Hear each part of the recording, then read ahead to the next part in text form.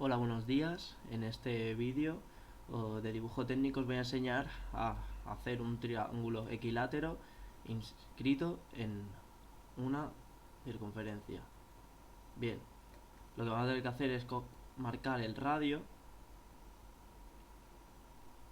coger el radio y dividir la circunferencia en 6 partes iguales. El radio era 7,5, así que nos queda igual. Dividimos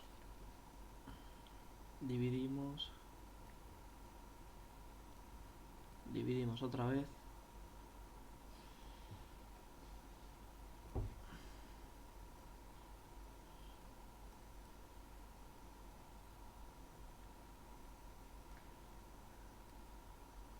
Y ya estaría.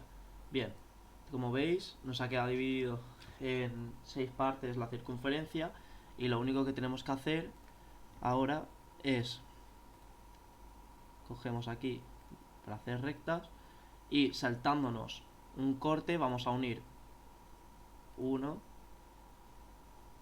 por ejemplo, el primero con el segundo, y el segundo, en vez de con el tercero, con el cuarto,